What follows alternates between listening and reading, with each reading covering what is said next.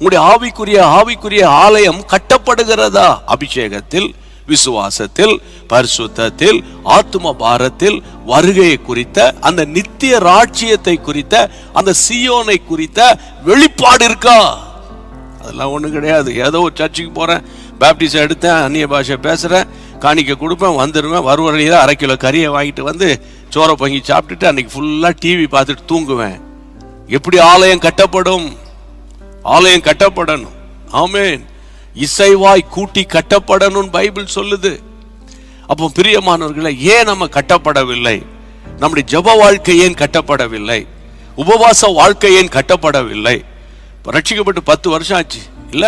10 வருஷத்துல எவ்வளவாய் நம்முடைய ஜெப ஜீவியம் கட்டப்பட்டிருக்கணும்? கட்டப்படலையே.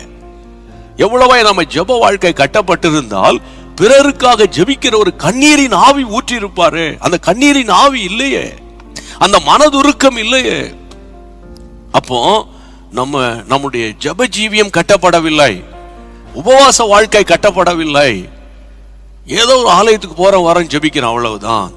அப்ப இதுல இருந்து என்ன புரியுதுன்னு கேட்டா, பைபிள் படிக்கும் போது ஜெபிக்கும் போதும் ஒரு டிவைன் அந்த அந்த அந்த புத்துயிர் நமக்குள்ள இருக்கணும்.